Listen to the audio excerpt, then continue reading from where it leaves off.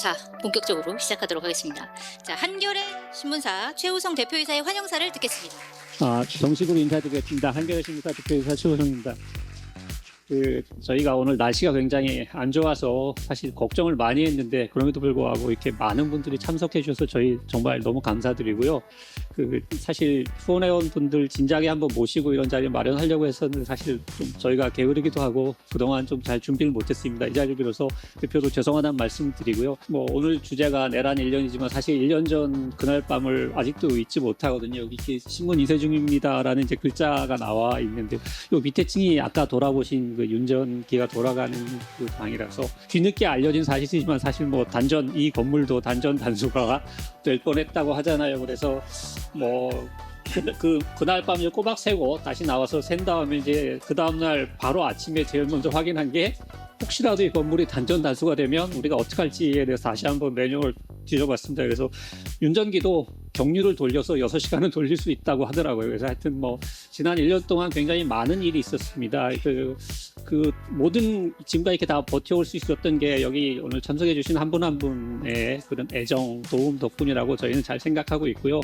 간혹 저희가 애정뿐만 아니라 어떤 따끔한 질책도 저희는 달게 받겠습니다. 오늘 저기 담당하는 부서에서 정성껏 마련했으니까 오늘 이 자리에서 좀 많은 논의와 좀 진지한 논의와 그다음에 또 이렇게 귀한 자리가 이렇게 계속 이어졌으면 좋겠습니다. 앞으로도 기회가 될 때마다 저희는 하여튼 이런 자리 많이 만들어서 후원회원님들께 하여튼 보답드리겠습니다. 감사합니다.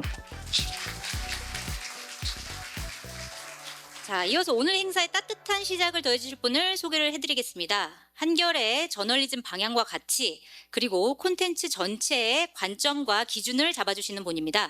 한겨레 신문사 김영희 편집인의 환영사를 듣겠습니다.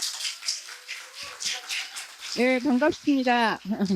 저 편집인 김영희라고 합니다.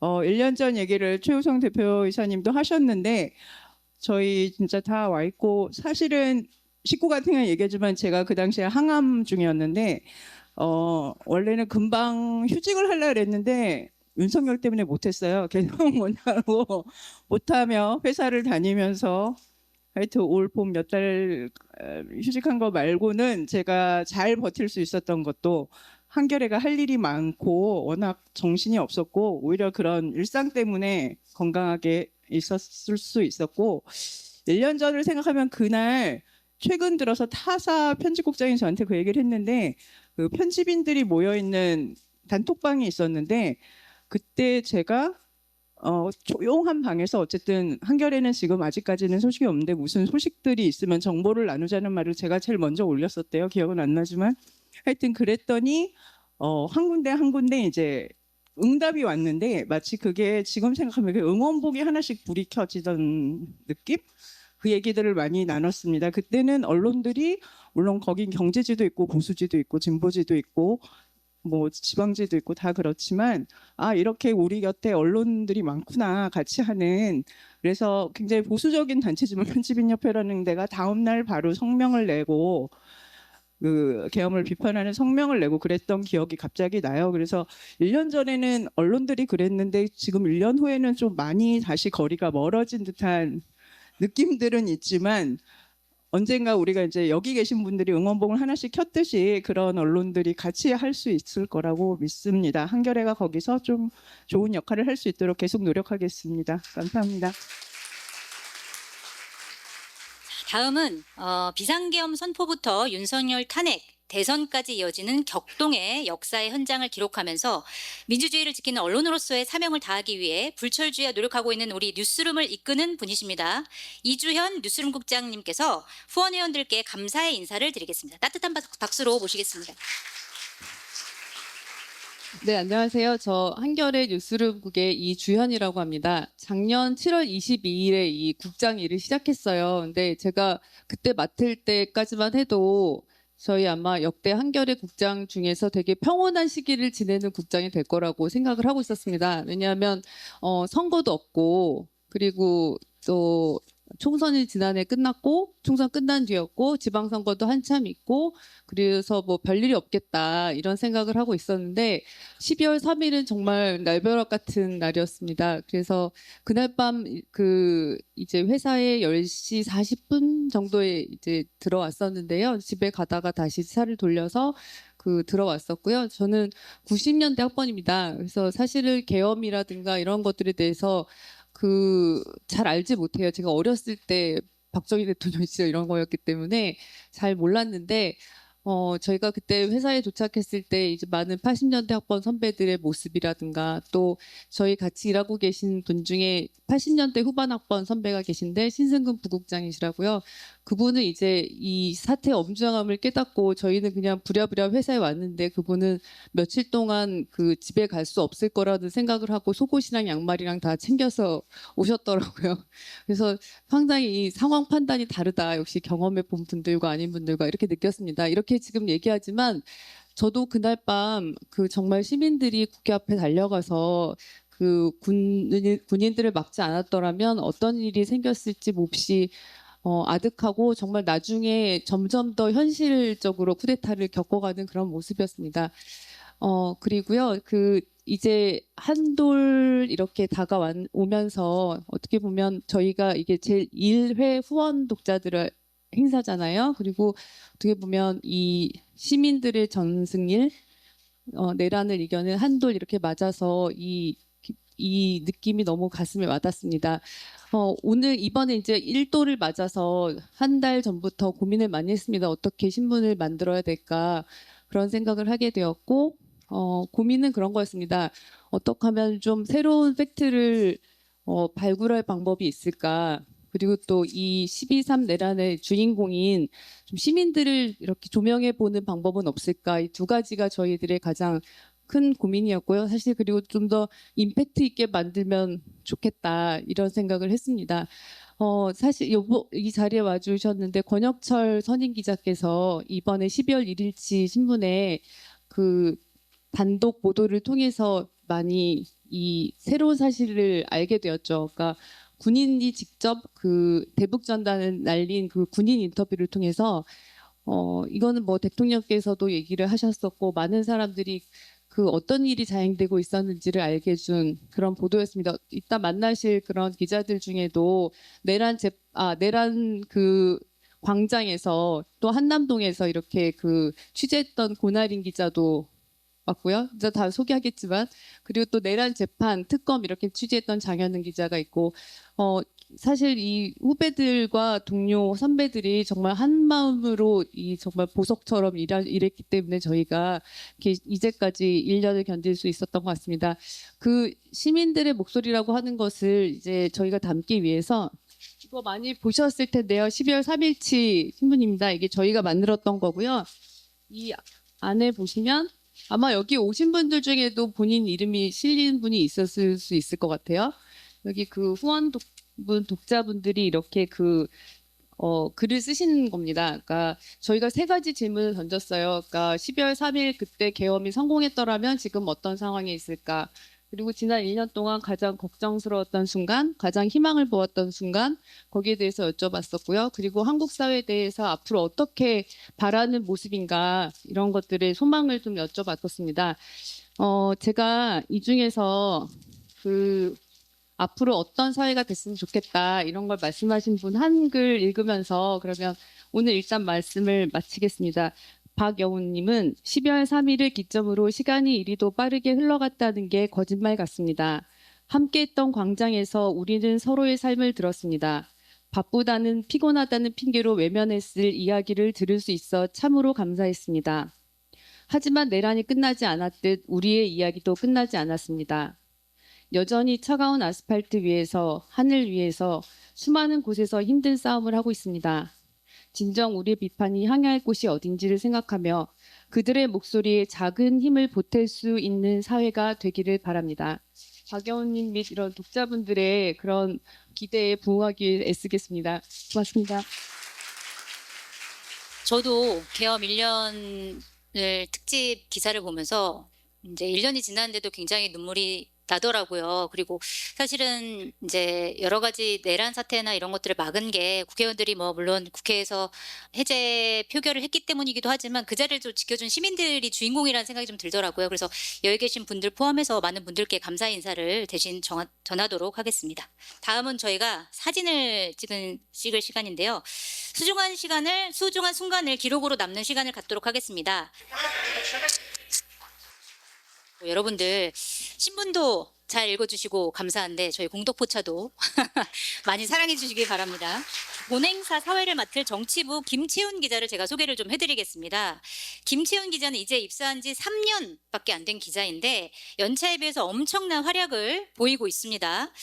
여러분들 다들 기억하시겠지만 그 윤석열 가짜 출근 의혹 보도 보셨을 거예요. 그거를 바로 취재한 기자인데 매일 새벽 한남동 관저 앞을 지키면서 윤석열 가짜 출근 의혹을 사실로 밝혀냈고요. 그거를 취재하기 위해서 건물 옥상에 올라가려다가 건조물 침입 혐의로 기소유예 처분까지 받은 바로 그 기자입니다. 많은 박수 부탁드립니다. 안녕하세요.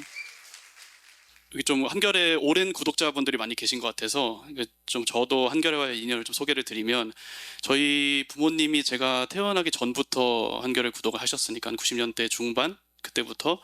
근데 제가 한글을 4살 때 뗐는데 한글을 뗀 게 엄마가 맨날 아침에 한겨레 신문을 좀 애가 읽을 만한 걸 잘라가지고 식탁에 계속 올려주신 거예요.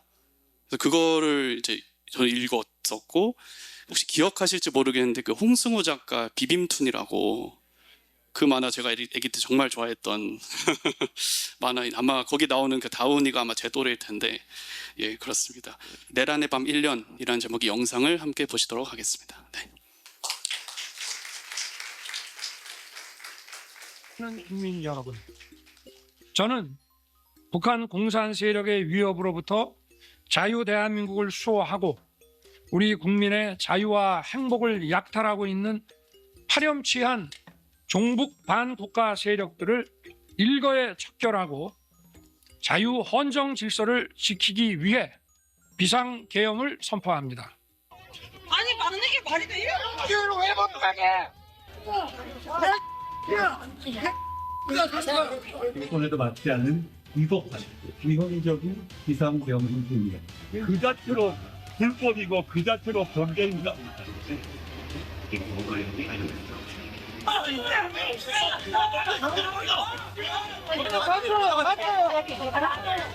재석 191 중 찬성 111으로서 비상계엄 해제 요구 결의안은 가결되었음을 선포합니다.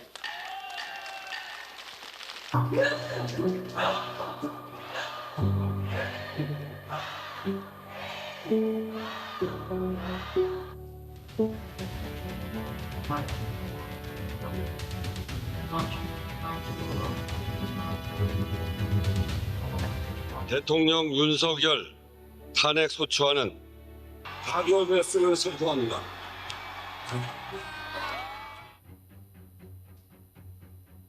민주주의 붕괴를 막고 국가 기능을 정상화하기 위해 절박한 심정으로 계엄을 선포한 것입니다. 특히 수능이 끝나고 기말고사가 끝나 자유에 모일된 학생 여러분, 거리에 나와서 민주주의를 외칩시다. 주문 시청구인 대통령 윤석열을 파면한다.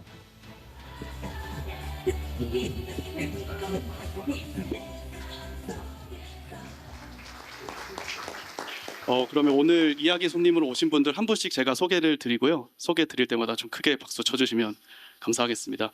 먼저 윤석열 탄핵 심판을 취재를 했고 또 현재 윤석열이나 한덕수 등에 대한 내란 재판을 취재 중인 사회부 법조팀의 장현은 기자입니다.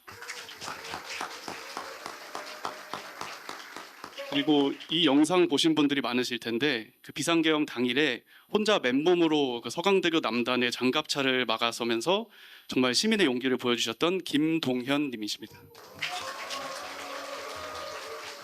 네, 다음은 비상계엄 이후에 남태령 트랙터 시위 현장 많이들 기억하실 텐데요. 그때 트위터를 중심으로 특히 젊은 여성들이 합류하는 모습이 많이 감동을 줬었는데 그때 그 트위터 기록을 처음 시작하셨던 청년 농부 김후준님 소개해드리겠습니다.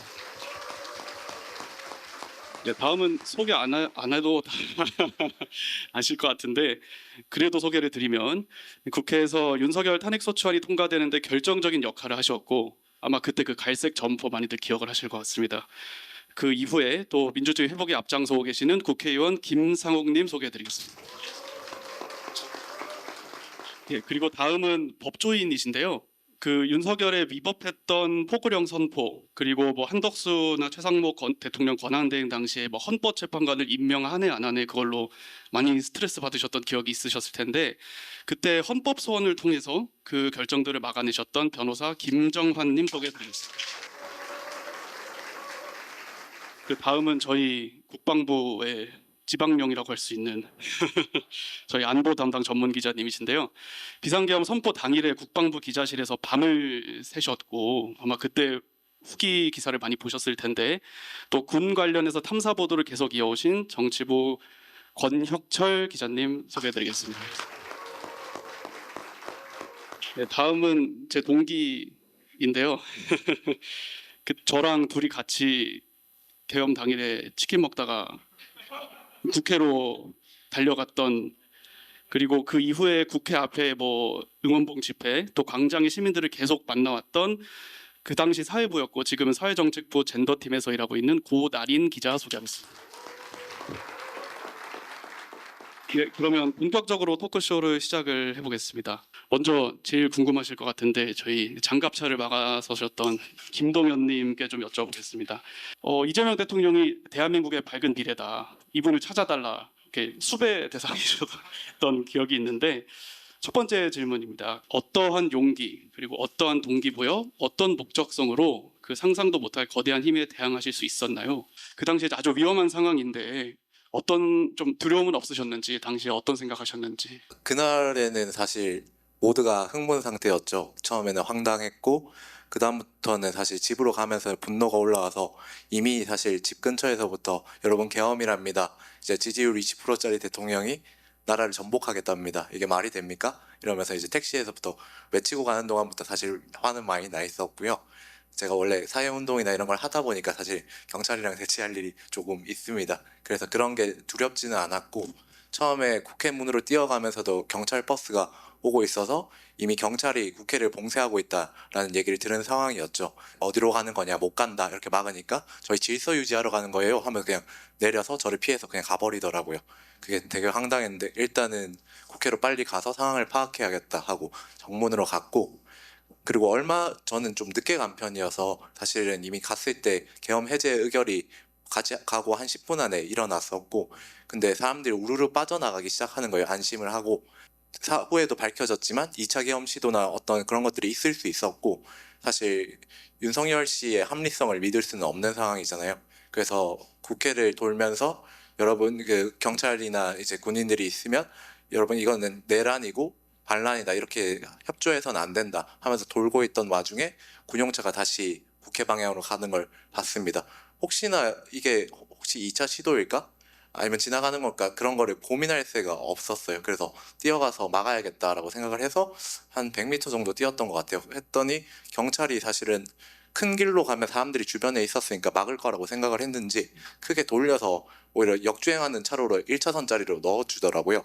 그래서 그게 거기서 바로 섰고 그러니까 사람이 서니까 당황해서 한번 멈췄다가 이제 밀어버리려고 위협을 하면 비킬 것이다 이런 생각으로 다가오더라고요. 근데 그때 여러 차례 말씀드렸지만 화가 너무 많이 나서 이게 뭐 하는 짓이지?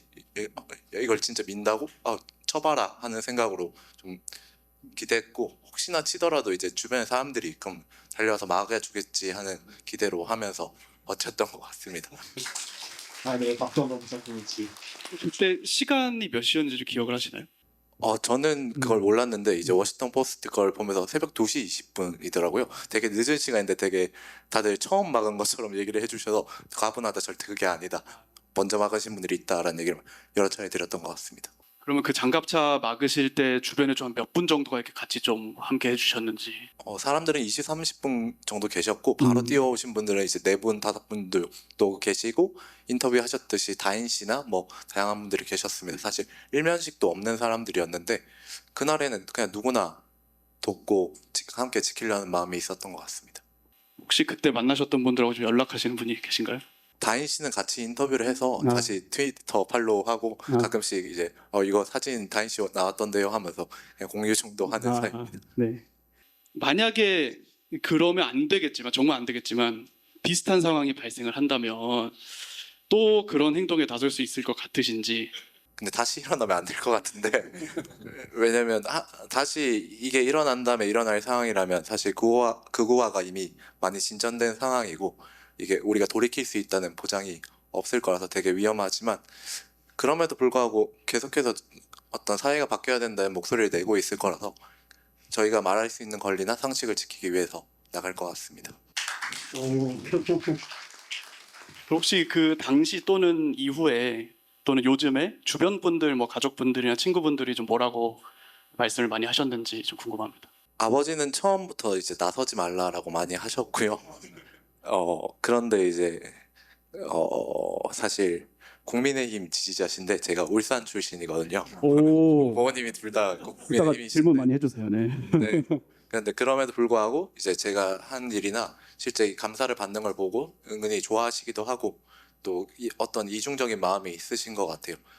차가 움직이는 영상을 보면서 이렇게 튀어나올 때 괜찮았냐, 그거를 어떻게 했냐 이렇게 하는데 그래도 그때는 했어야 했고 그럴 수밖에 없었던 것 같다라고 얘기를 많이 했던 것 같습니다.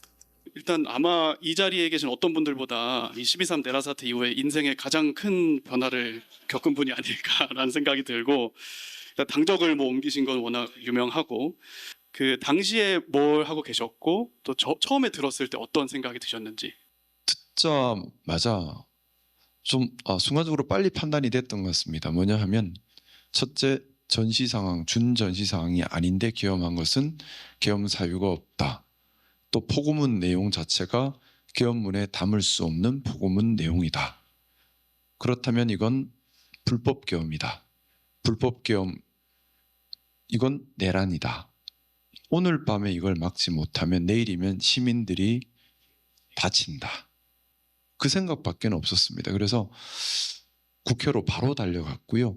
좀 빨리 왔던 것 같아요. 그래서 저는 담 탄원물 필요 없이 문을 통해서 들어갔는데 너무 경황 없던 당시라서 세세하게 기억나지는 않지만은 들어갈 때 경찰이 좀 막았던 것 같아요. 근데 제가 소리를 버럭 질렀는데 경찰이 움찔하고는 물러서고 꼼짝하지 마라 하고는 그냥 그대로 문으로 들어갔던 기억이 들어왔는데. 경찰한테 꼼짝하지 말라고 하셨다고요? 예. 의원님이? 예. 그리고 이제 국회 본회의장으로 갔었고요. 사실 들어가면서 죽음을 생각하고 들어갔습니다. 친위 쿠데타고 그러면 실패 가능성이 별로 없고 그리고 윤석열이 그 정도로 무능하다까지 생각을 안 했기 때문에 이거는 들어가면 죽는다라는 생각을 사실은 했었고 제가 신분이 여당 국회의원이었지 않습니까? 사실은 안 들어가면 살겠죠. 또 안 들어가면 쿠데타가 성공하면 더 큰 기회도 있을 수도 있겠죠. 근데 다 떠나서 시민들 다치게 해서는 안 된다. 그래서 죽더라도 들어가야 한다 생각을 했고 가면서 좀 지인분들에게 급하게 전화하면서 잘못됐을 때에 대한 대비를 좀 하고 그 통화를 하고 들어갔었습니다. 그래서 저희가 국회 본회의장 비상 대기를 하다가 4일 아침 해가 뜨는 걸 보고 제가 밖에 나왔을 때 국회 본관에 큰 태극기가 개양되어 있습니다. 그 태극기를 보면서 민주주의를 지켜냈구나. 다행이다 하는데 그 너머에 정문 쪽에 그 추운 겨울에 시민들께서 밤새 지키고 계신 거였어요. 저분들이 우리를 살렸구나. 또 민주주의를 살렸구나. 만약에 용기 있는 시민들이 나서지 않으셨다면 계엄군들이 사실 많이 동원이 됐습니다. 다 국회로 들어왔겠죠. 우리 용기 있는 우리 시민께서 막아주신 덕분에 못 들어왔어요. 그리고 시민들의 기세를 봤어요. 그때부터 계엄군의 기세도 꺾여버린 겁니다.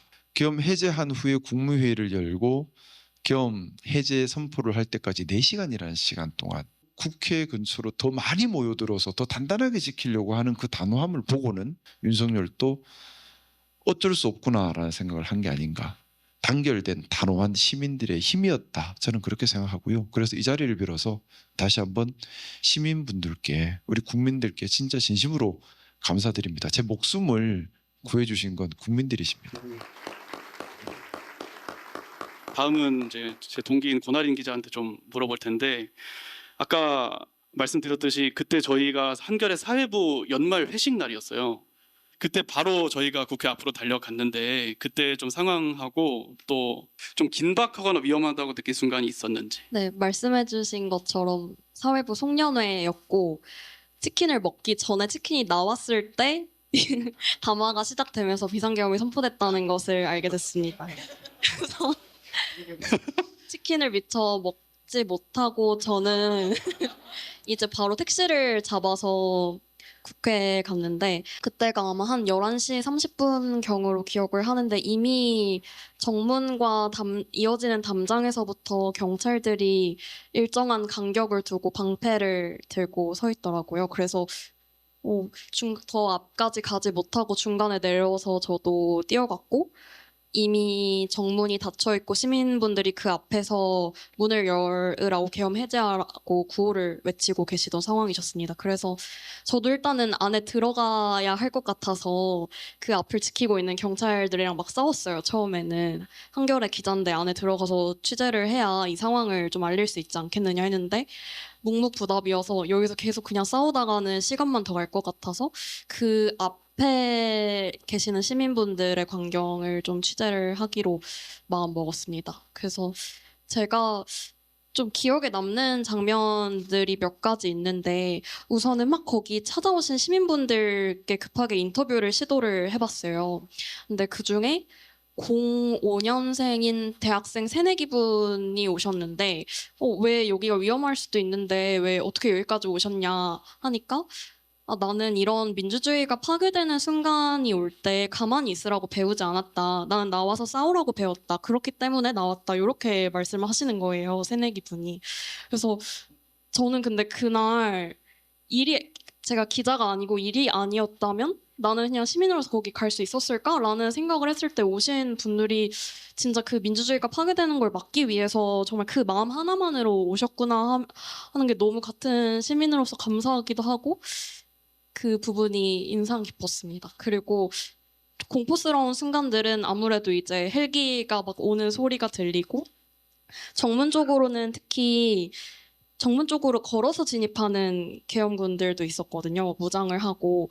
근데 이제 그때 시민분들이 막 말리는데 혹시나 막 총기를 사용해서 좀 인명 피해가 나면 어떡하나 이것 때문에 저도 무서웠고 근데 또 시민분들이 그 와중에 뭐 계엄군을 막 때린다거나 나무란다거나 이런 게 아니라 어떤 한 중년 남성분이 되게 그 계엄군을 막 껴안으셨어요. 가면 안 된다고. 그리고 옆에서는 막 다른 시민분들이 안 돼요, 들어가지 마세요 이렇게 막 외치는 그런 그 절규 소리가 아직도 계속 기억에 남고 저도 마음의 짐으로 남아있는 것 같습니다. 그때 사회부 회식을 막 건배를 하는데 이제 속보가 난 거죠.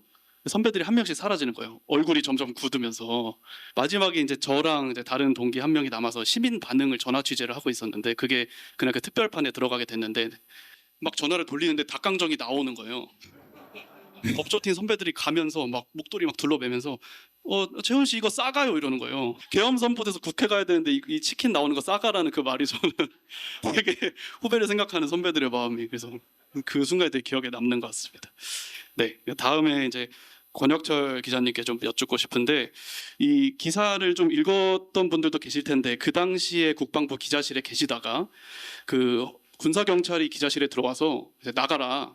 안 나가면 테이저건 쏘겠다고 이거 되게 실감나게 칼럼으로 쓰셨던 기억이 있고 그래서 그날 좀 당일 상황에 대해서 좀 자세하게 설명해 주시면 감사하겠습니다. 예, 저는 그 10시 반 이제 12월 3일 밤쯤에는 후배 기자 2명은 이제 치킨집에 있었다는데 저는 여기도 치킨집이에요. 아니 저는 곱창집에 있었습니다. 예, 삼갑지 근처에 이제 여기 이제 취재원들 뭐 군인 그때 해군 대령하고 공군 중령 두 친구랑 이제 저녁을 먹고 2차로 이제 곱창집에 가서 이제 곱창을 10시쯤 2차 가서 굽기 시작했죠. 뭐 갑자기 속보가 나오더라고요. 뭐 비상계엄이라고 하길래 처음에 제가 피식 웃었어요. 왜냐면 이게 핸드폰에 뜨길래. 왜냐면 이제 보통 제 느낌은 그때 연합뉴스였던 것 같은데 연합뉴스 야근자가 큰 실수를 했구나 그런 생각을 했어요. 왜냐면 이제 북한이 한참 뭐 실체 핵실험을 하니 많이 논란이 된 적이 있었잖아요. 이제 그럴 때 기자들이 어떻게 하냐면 북한이 핵실험할 것에 대비해서 미리 기사를 준비해 놔요. 당시 작년 가을부터가 이제 비상계엄이 큰 논란이었으니까 아마 이제 속보를 중요한 이게 통신사 같은 경우는 그럴 가능성에 대비해서 이제 보통 이제 기사를 준비하고 놀다가 그런 상황이 발생하면 뭐 야근자가 바로 그 기사를 이렇게 이제 내보내는 방식으로 대처를 하거든요. 그래서 저는 어떤 생각을 했냐면 그때 10시 반쯤이었으니까 연합뉴스 야근 기자가 뭐 좀 이게 졸다가 아니면 뭐 술 먹고 야간 근무를 하다가 뭘 실수로 해서 잘못 눌러가지고 준비해둔 기사가 잘못 나갔구나. 이 친구 내일 아침에 크게 혼나겠구나. 좀 뭐 그런 생각을 잠깐 했었어요. 근데 보니까 그 후로도 계속 이제 속보가 이어지고 하길래 뭐 이제 그 곱창집에 TV를 틀어보니까 이제 윤석열이 이렇게 진짜 계엄을 선포했다고 하는 거예요. 그래서 내가 이게 잘못 본 건가 싶어서 처음에 한동안 눈도 비볐는데 이게 현실이구나 싶어서 그 다음에 이제 반응은 제가 이거 대체 뭐 하자는 건지 뭐 하여튼 그런 생각이 좀 들었고요. 한동안은 뭐 좀 약간 얼떨떨했죠. 너무 이 상황 자체가 비현실적이니까. 그래서 이제 제 앞에 있는 이제 군인 그 영관급 장교 2명한테 아니 비상계엄이 하는데 너희들 뭐 하냐. 계엄금 투입을 지시하신 거죠? 그래서 아니 너희들 뭐 들은 게 뭐 없냐니까. 저희들도 뭐 아는 게 전혀 없더라고요. 국방부 정책부서에 근무하는 영관급 장교들인데 계엄이 그러면 뭐 북한이 무슨 상황이 발생했든지 뭐 말 그대로 전시에 준하는 비상사태가 발생해야 되는데 아니 국방부 근무하는 정책 담당하는 실무 책임자급들이 곱창목 같이 먹고 있는데 비상계엄을 했다고 하니 이게 도대체 뭐 제가 아는 상식으로는 이제 계엄이 발생이 되면 합참의장이 계엄사령관이 되는 걸로 저는 알고 있었거든요. 그럼 합참의 계엄사령부가 차려질 테고 그러면 거기서 뭐 계엄에 대한 전반적인 상황이 될 테니 나는 가서 이제 일을 해야겠다. 상황을 알 만한 사람 군인들 여러 명한테 전화를 했는데 뭐 하나같이 뭐 전화를 안 받거나 전화가 연결된 사람도 자기도 아는 게 없다. 당신이 상황을 좀 파악하면 나한테 알려다오. 이런 식의 반응을 보이더라고요. 도대체 이거 뭔 비상계엄이 하는데 아는 사람이 하나도 없고 뭐 이런 황당한 상황이 다 있나. 11시 한 20분 정도 되니까 당시 그 이제 기자실이 이제 국방부 1층 들어가서 왼쪽에 있는데 거기 앞에 보면 현관에 이제 군사경찰들이 근무를 하거든요. 그 친구 중에 이제 병사였어요. 한 명이 들어오더만 민간인이 건물 안에 있으면 안 되니까 당장 나가야 된다고 통보를 하더라고요. 그래서 아니 우리가 여기 우리 일하는 데인데 우리가 왜 나가냐. 뭐 나갈 수 없다 그러니까 뭐 하여튼 나가야 되고 안 나가면 자기가 뭐 이후 상황 책임질 수 없다. 그 후에 한 10분 정도 있으니까 이 친구가 다시 들어와서 그렇게 안 나가고 있으면 뭐 자기로서는 어쩔 수 없고 뭐 퇴직을 뭐 쏠 수도 있다. 뭐 그런 일이 없었으면 좋겠다 하고 또 나갔어요. 한 5분인가 10분 전에서 세 문제 들어오더니만 뭐 전 그렇게 안 나가면 그 특임대라고 주로 이제 뭐 테러 진압하거나 요인 경호하는 특임대를 투입할 수밖에 없는데 그러면 당신들 크게 다친다. 빨리 나가라. 라는 식으로 얘기를 하더라고요. 그래서 뭐 저뿐만 아니라 기자들이 한 대여섯 명 정도 있었는데 그냥 버티고 있었어요. 그냥 뭐 밖에 나가려고 했는데 또 그 헌병들이 다 그냥 기자실 그 들어오는 통로만 딱 봉쇄해서 아주 뭐 나갈 수도 없게 만들어놨더라고요. 그냥 뭐 사실상 갇힌 셈이죠. 뭐그 12시 1시간에 뭐 이제 비상 소집된 국방부 직원들 군인들이 계속 이제 집결하고 있었고요. 상황이 뭔가 좀 심상치 않다는 생각이 좀 들었고 이제 계엄 이제 해제되고 나서 새벽 3시쯤이었던 것 같은데 그 전까지 코빼기도 보이지 않는 국방부 대변인이 이제 기자실에 찾아왔어요. 3시쯤에. 예. 네. 뭐 그 전에는 뭐 아무리 전화도 안 통하고 뭐 하여튼 뭐 자기가 이제 국방부 지하 벙커에 가 있기 때문에 전화가 통화가 안 됐다는 식으로 나중에 얘기를 하긴 하던데 뭐 하여튼 밤새 고생이 많았고 상황이 좀 정리가 됐다라는 식으로 얘기를 하더라고요. 그래서 뭐 어떻게 정리되가니까 뭐 더 병력들 다 이제 곧 복귀할 거고 하니까 뭐 크게 뭐 걱정할 상황은 없을 것 같다는 식으로 얘기를 하길래 그래도 어쨌든 이 상황이 마무리되는구나 라는 생각을 좀 했었죠. 솔직히 말씀드리면 그날 밤에 뭐 크게 뭐 별 생각 없이 그냥 내가 할 일을 하자는 생각으로 국방부 기자실을 복귀를 했는데 그 후에 벌어졌던 뭐 노상원 수첩에 나왔던 내용이나 이런 것들을 제가 뒤늦게 좀 복귀를 해보니까 만약에 그날 새벽에 계엄이 바로 해제가 되지 않고 상황이 정말 윤석열이 의도했던 방식으로 흘러갔다면 이게 뭐 단순히 뭐 퇴직원에 맞는 수준이 아니고 야 무슨 험한 꼴을 당했을지 모르겠구나 생각이 좀 들어서 좀 뒤늦게 좋습니다. 약간 소름이 끼치는 그런 경험을 했었습니다. 이상입니다. 정말 고생 많으셨습니다. 그 이후에 이제 광장에서 있었던 일들에 대해서 좀 여쭤보고 싶은데 그 광장 취재를 제일 많이 한 게 또 여기 계시는 권아린 기자여서 또 그 지난 1년 동안 좀 각종 관련된 현장을 취재하면서 좀 제일 기억에 남았던 현장이나 또 어떤 점을 느끼셨는지 좀 말씀해 주시면 감사하겠습니다.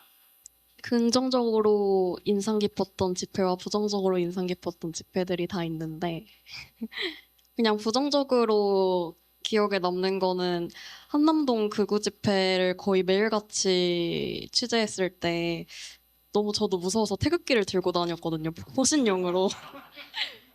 안 그러면은 이제 한겨레 기자인 걸 말을 하지 않더라도 왠지 그냥 구호를 안 외치고 핸드폰을 잡고 뭔가를 적고 있는 사람은 기자다라는 인식이 있으셔서 막 쫓아내기도 하고 좀 약간 은근슬쩍 때리기도 하고 이러셔서 무서워서 저도 태극기를 들고 다녔던 그런 공포스러웠던 순간도 기억에 나고요.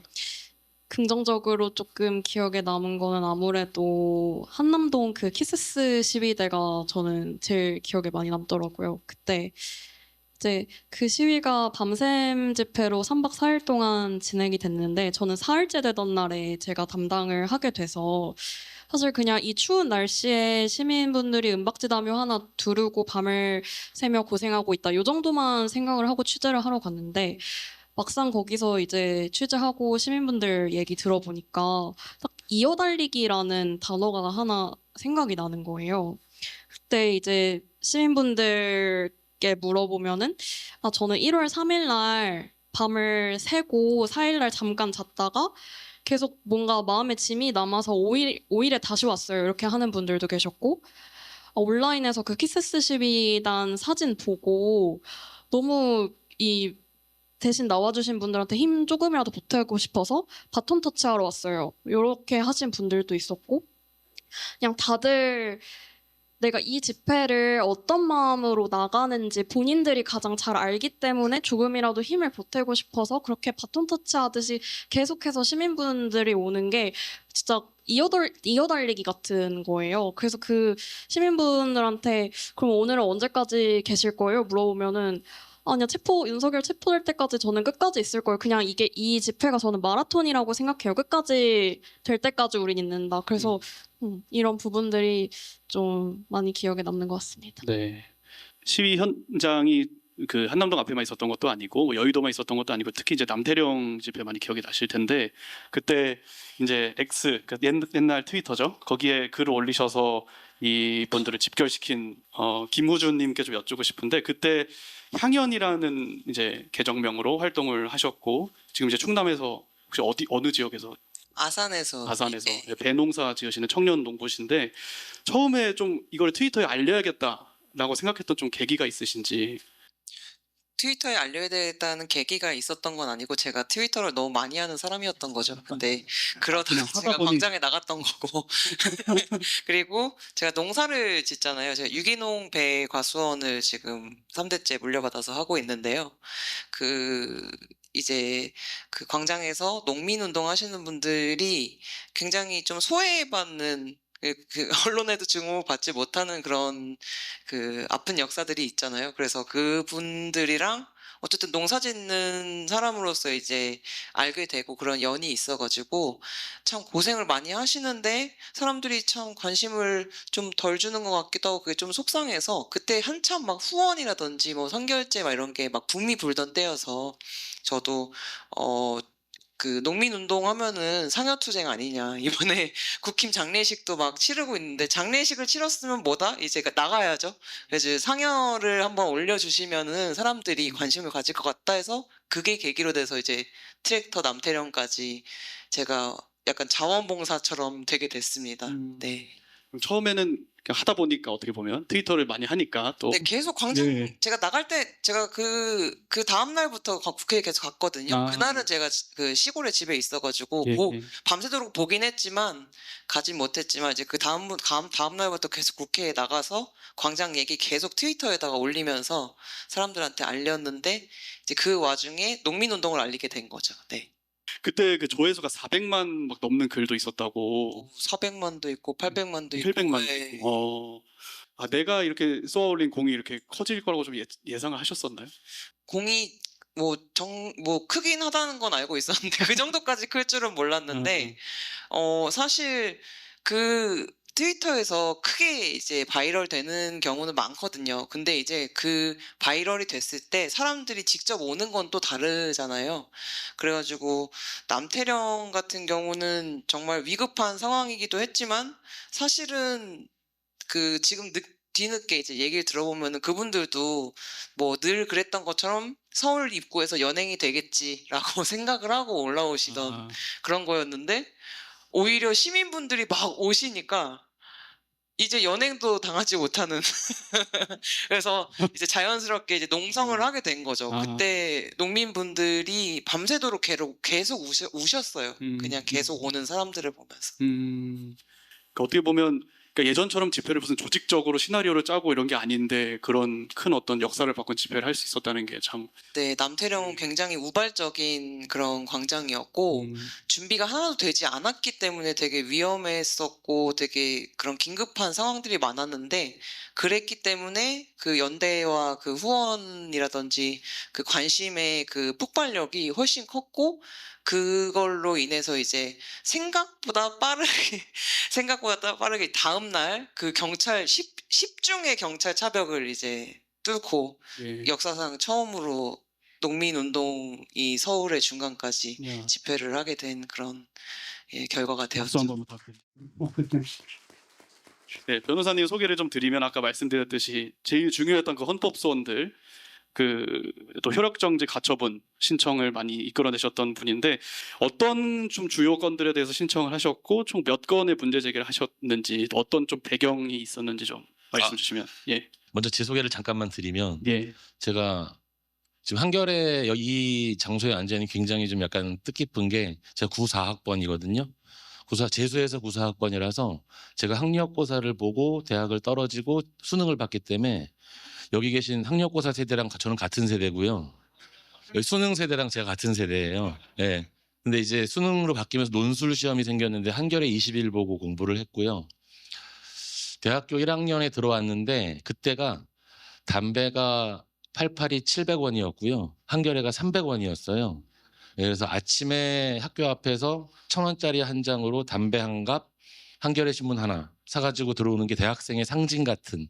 근데 문제는 친구들이 전부 다 한겨레 신문을 사오는 거예요. 딴 신문 좀 보고 싶은데, 예.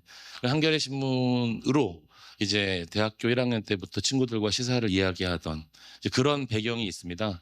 그래서 한겨레는 정말 특별한 다른 어떤 언론보다 특별한 게 있고요.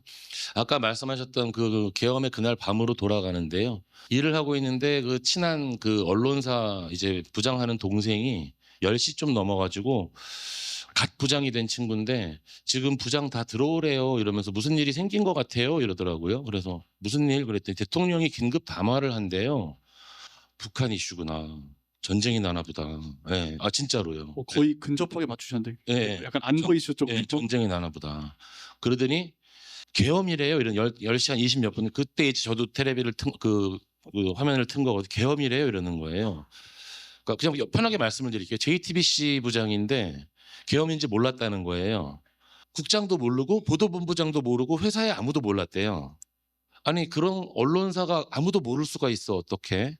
예, 말이 안 되잖아요. 왜 말이 안 되냐 하면 계엄을 하려면 국무회의를 해야 되는데 국무회의를 하려면 장관이 20명이 움직여야 되거든요. 기자들이 모른다는 게 말이 안 되는 것 같은 거예요. 그러니까 대학에서 헌법을 가르치니까 제가 그 순간에 국무회의를 안 한 것 같은데 이렇게 얘기를 했어요. 예, 그랬더니 이제 그 친구가 부장이 막 이제 긴급 속보하는데 이 종이 쪽지에 밀어 넣었다 그러더라고요. 국무회의 해야 된답니다 이러면서.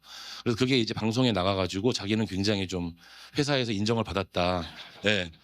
저는 진심으로 정보를 위해서 뛰어다니신 기자님들 그리고 현장을 지켜주신 의원님 그리고 그 군대와 맞선 시민분들이 계엄을 지켜냈잖아요. 저는 너무 무서워서 그 국회를 나갈 마음을 못 먹겠더라고요. 그리고 오히려 저는 그러니까 이게 제 인생의 딜레마가 될 것 같은데 제자들이 국회에 가서 총을 맞을 것 같은 거예요. 이제 11시 좀 넘어서 계엄이 선포되었습니다. 제자님들은 어떻게든지 안전하셔야 합니다. 예, 안전에 유의하시기 바란다. 저는 제자들이 국회로 뛰어간다 그러면 아마 말리는 선생이었을 것 같아요. 너무 부끄러운 거예요. 그래서 정말로 저는 진심으로 감사하는 분들이 여기 앉아 계신 거고요. 제가 사실은 이제 늦게 변호사가 됐어요. 헌법, 행정법을 학교에서 가르치다가 그 학교에서 헌법을 학생들을 가르치는데 그래도 자기 선생이 헌법 전문 변호사면 좀 괜찮지 않을까 싶어서 대한변협의 전문 분야로 헌법을 등록을 했어요. 등록해 놓은 사람이 12명밖에 없거든요. 왜 없겠습니까? 여러분 혹시 법률이 잘못됐다고 변호사한테 돈 주시겠어요? 제가 그래도 헌법 전문 변호사라는 말을 붙일 수 있는 변호사인데 헌법을 유린하고자 하는 사람들을 그래도 헌법의 틀 안에서 이것을 지켜내기 위해서는 헌법 소원밖에 없는 것 같은 거예요. 근데 제 눈에 비상계엄을 헌법 소원할 수가 없는 거예요. 이거는 비상계엄이 위헌이라는 거는 밝혀내는 데만 해도 몇 달이 걸리잖아요. 근데 딱 11시 좀 넘어서 11시 한 20분인가 됐는데 포고령이 딱 뜨는 거예요. 포고령이 딱 뜨자마자 이건 위헌이더라고요. 형식도 위헌, 내용도 위헌, 과거의 역대 포고령이 다 위헌인데 그거에다 위헌성을 더해서 위헌. 페이스북에 친구 공개로만 나 이거 포고령 위헌 소원할 건데 공적인 일이니까 나 혼자 하지 말고 같이 하자. 한 20명 모으려고 그랬는데 160명이 3시간 만에 모였어요. 그래서 160명이 모여서 닫았어요. 제가 오히려 그 글을. 왜냐하면 제가 위임장 만들어야 되거든요. 예. 일이 많아지는 거예요. 예, 160명을 컨트롤 C, 컨트롤 V 저 앞에 이제 못하겠다 해서 160명에서 그 다음부터는 미안 안 돼 해가지고 이제 포고령 위헌 소원을 냈는데 문제가 또 생겼어요. 갑자기 권한대행이 들어오더니 헌법재판소의 기능 3명을 임명을 안 했어요. 헌법재판소에 3명이 없으면 헌법재판소의 기능은 마비되거든요. 그런데 국회에서 권한쟁의 이야기가 나오는데 권한쟁의는 필요적 변론을 열어서 헌법재판소에 사람들이 모여야 돼요. 그쪽 세력이 바라는 거는 탄핵 심판을 무조건 미루는 거였어요. 근데 이제 헌법소원으로 이걸 구성을 하면 이거는 변론을 열 필요가 없거든요. 헌법소원 청구서를 써서 냈어요. 그러니까 저희가 변호사가 7명이 있는 작은 펌인데 저희 대표 변호사님이 엄청 흥분을 했어요. 이런 방법이 있었군요. 막 이러면서 이거를 보도자료를 돌리자는 거예요. 안 된다. 보도자료 돌리고 유명해지려고 하는 거 아니고 헌법재판소가 판단을 빨리 권한쟁의가 들어가지만 헌법재판소를 같이 판단할 수 있게 해주자라고 해서 보도자료 돌리자는 걸 제가 막았어요. 막았는데 그 다음날 헌법재판소 공보관님이 김정환 변호사가 헌법소원 청구서를 냈습니다. 이걸 신속심리하기로 했습니다. 이게 제 이름을 얘기를 해준 거예요. 그때 전화가 30통 오는 30 계속 울려요. 계속. 기자님들한테 전화가 온 건데 그 헌법소원 발표를 하기로 했다가 미뤄지고 몇 가지 에피소드가 있어요. 그 다음에 다시 최상목이 들어왔는데 정말 전 최상목 진짜 나쁜 사람이라고 생각하는데 최상목 당연히 임명할 줄 알았는데 마은혁 임명 안 하고 또 헌법소원 내고 그런데 이제 최종적으로는 또 한덕수 다시 탄핵 기각되고 왔는데 정말 자격 없는 입장에서 헌법재판관을 임명하고 또 헌법소원 내고 제가 헌법소원 5번 냈거든요. 할 때마다 이건 잘못됐다 헌재가 판단해 주세요 했더니 한덕수 임명 인용을 해주시더라고요. 문영배 이미선 재판관님 퇴임하기 전에 어떻게든 이거 해결해야 된다 싶었는데 그 신속심리 해주셔가지고 진심으로 다행이라고 생각해요. 헌법재판소의 기능이 그래도 마비되지 않고 유지가 될 수 있었던 거는 사실은 여기 앉아 계신 분들 덕분이잖아요. 제 역할은 사실 아무것도 저는 종이를 제출한 거밖에 안 되잖아요. 그리고 에피소드가 하나 있어요. 그날 밤에 10시 반에 비상계엄이 선포됐는데 제 수업을 들은 제자 중에 헌법재판 연구관이 있어요. 그 제자가 저랑 카톡을 하고 있었어요. 그러니까 카톡 창을 여러 개 틀어놓고 카톡을 하잖아요. 그 제자가 막 자기가 이런 사건을 맡았는데 너무 힘들고 막 그래서 제가 갑자기 비상계엄이래 그랬더니 저한테 교수님 아무리 야근이 힘들어도 일을 비상계엄에 비유를 하세요 그러더라고. 예. 헌재 재판관 연구관이 비상계엄에 비유하세요 그러더라고요. 그래서 진짜 비상계엄이래 그랬더니 정말요 하더니 이제 막 난리가 난 거예요. 난리가 났는데 이 친구가 이제 재판 연구관이 숫자가 많지 않거든요.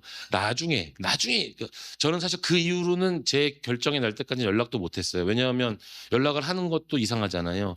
나중에 최근에 와서 얘기를 해주더라고요. 그 교수님이 헌법소원 청구서 냈을 때 사람들이 저한테 와가지고 야 니네 교수님이 냈다. 이걸로 이제 막을 수 있을 것 같다. 사람들이 내부적으로 얘기를 할 때 자기 너무 뿌듯했다. 그래서 저도 감사했습니다. 네. 감사합니다. 그 아까 소개를 드렸지만 대통령 탄핵 심판 그리고 이제 내란 재판 취재를 계속 그 법원에서 해오고 계시는데 또 그 계엄 이후에 그 취재 경험을 살려서 법조인 분들하고 헌법으로 돌아가라라는 책도 쓰셨어요. 그래서 그동안 취재를 하시면서 좀 소회를 말씀해 주시고 또 지난 1년 또 어떻게 취재를 해오셨는지 말씀 주시면 좋을 것 같습니다. 탄핵안이 소추안이 가결이 되고 탄핵 심판이 들어가기 전에 가장 많이 했던 거는 전문가들과 통화를 하는 일이었어요. 일단 맨 처음에는 질서 있는 대통령 퇴진 기획이라는 것을 이제 그때 그 당시 뭐 한동훈 대표 이렇게 한다고 했었어요. 재판관을 임명을 안 하겠다. 그게 권한이 이시 안 하는 건가? 하겠다가 또 이제 또 시간이 지난 다음에는 이번엔 하겠다라고 했잖아요. 아무튼 그런 과정에서 정말 이 초유의 사태에 대해서 법 전문가들과 통화를 많이 하면서 이게 맞는 거예요라고 했을 때 들었던 대답도 이게 이례적인 상황이라서 처음 겪는 일이라서라는 말을 가장 많이 들었던 것 같아요. 그래서 그 당시에 그러면서도 좀 불안했던 것 같아요. 아니 이게 정치는 생물이라고 우리가 하는데 법과 제도까지 이렇게 생물처럼 뭐 활용을 할 수 있는 건가? 라는 좀 불안감도 들었는데 그 일련의 과정들 취재를 하면서 느낀 것은 이게 다 정상화가 되어 가는구나. 특히 최근에 이제 뭐 미임명, 재판관 미임명에 대해서도 특검에서도 불러서 수사를 하고 이제 또 그에 대한 책임을 묻게 되겠죠. 하면서 정상화가 되어 가는구나라는 과정을 1년 동안 지켜봤던 것 같아요. 또 제가 했던 일은 이제 심판정에 들어가서 탄핵 심판을 지켜보는 일이었는데 거기서도 정말 진실을 얘기하는 증인들이 있었잖아요. 홍장원 차장이라던가 그런 이야기들을 들으면서 윤석열이 해왔던 새빨간 거짓말들이 이제 탄핵되어 가는 과정들을 하나하나 지켜볼 수 있었던 것 같습니다. 이후 또 형사재판으로 이어져서도 형사재판에도 지금 51명의 증인이 현재까지 나왔는데요. 자신들이 겪었던 그날 밤에 느꼈던 어떤 무력감일 수도 있고 어떤 뭐 강압적인 그런 것일 수도 있고 그런 소외들을 좀 얘기하는 것을 지켜보면서 어쨌든 해왔던 거짓말들이 하나하나 탄핵될 수밖에 없다. 특히 전 국무위원들의 재판 같은 경우도 나는 그 서류를 본 적도 없고 지시를 받은 적이 없다라고 하지만 최근 법정에서도 CCTV가 나오는 것을 보면 버젓이 그런 서류를 들고 보고 있고 그럼에도 불구하고 법정에서도 봤지만 내가 정신이 없어서 그때 읽은 게 아니고 읽은 척한 거다. 뭐 이런 거짓말을 아직도 하고 있기는 합니다. 이제 형사재판이 계속 이어지면서 진실은 더욱더 드러날 것이라고 보고 있고요. 내 상식에는 이게 전혀 아닌데 우리가 처음 겪는 일이라서 헷갈렸던 일들도 우리가 맞았구나라는 거를 저는 1년 동안 겪으면서 그런 걸 좀 느꼈던 것 같습니다. 어제 같은 경우는 장동혁 대표는 이제 거의 사실상 사과를 하지 않고 민주당 때문이다라는 말을 했는데 또 한편에서는 이제 25분의 국민의힘 의원들이 이건 우리가 잘못했다라고 얘기를 하고 그래서 이 어떻게 보면 국민의힘이란 정당도 그렇고 국회도 그렇고 1년 동안 좀 어떤 민주주의에 대한 어떤 과도기 또 역할 재정립 이런 시기를 겪는 것 같은데 지난 1년의 그런 과정들을 좀 리뷰해 주시면서 어떤 좀 고민들이 있으셨는지. 사실 그 이야기 다 들으려고 하면 하루 종일에도 다 못할 이야기들이긴 해요. 그래서 제가 책을 냈어요. 박수 한번 주시면. 네.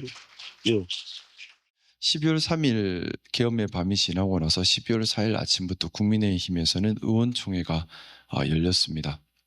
그래서 제가 국민의힘 안에서 했던 의견 표현은 그것이었습니다. 국민의힘이 보수당이란 이름을 쓰려면 헌법이 위협받고 민주주의가 위협받는 지금 누구보다 앞장서야 한다. 민주주의를 지키는데 또 사회 안정과 통합을 지키는데 누구보다 앞장서서 실질적으로 윤석열을 내리는데 가장 앞장서야지만 그게 보수당이라는 이름을 쓸 수 있는 최소한의 자격이다라는 취지로 강하게 당내에 얘기를 했었는데 좀 뜻대로 되지는 않았습니다. 분위기가 전혀 그런 분위기는 좀 아니었고요. 여러 가지 이유들이 있겠죠. 일단 12월 4일, 5일, 6일 계속해서 이제 국민의힘에서는 의원들을 거의 이 정도 되는 방에 아침부터 밤까지 같이 있어요. 딱 갇혀 있는 거죠. 그러다 보면 일종의 반쇠뇌 비슷하게 되어 갑니다. 이제 외부와 완전히 격리되는 거죠. 그러면서 어떻게든 정권을 잃어서는 안 된다. 결론이 좀 그쪽으로. 그쪽으로 점점 강해지는 분위기였는데, 근데 그때만 하더라도 윤석열을 내리는 것은 어쩔 수 없다라는 것은 또 어느 정도 동의가 된 상태의 분위기였습니다. 기억나시겠지만 12월 7일 오전에 윤석열이 첫 번째 담화문을 발표합니다. 그 담화문 내용이 모든 것을 당에 맡기겠다. 근데 그걸 보고 또 국민의힘 안의 분위기는 윤석열이 모든 걸 포기했다로 받아들였습니다. 완전히 모든 걸 이제 포기했다. 그러면서 중진 의원들께서도 제게 설득하기를 담화 자체가 윤석열이 모든 걸 포기한 것이니 당에서는 윤석열을 반드시 내리겠다. 근데 탄핵의 방법으로 가면 최소 서너 달의 시간이 걸리고 사회가 극도로 분열될 수 있다. 그리고 제게 하는 말씀이 너의 감정을 보지 말고 국익을 생각해라. 사회가 극도로 분열돼서 혼란에 빠지면 국가가 혼란에 빠지는 것 아니냐. 근데 질서 있는 하야의 길로 열린다면 그게 나라를 위한 것이다. 그리고 네가 원하는 것이 즉시 하야니 즉시 하야하도록 당에서도 방침을 잡겠다. 그러니 이번 한 번만 즉시 하야로 힘을 실어달라. 그래서 저는 길게 기다릴 수는 없습니다. 위험한 대통령입니다.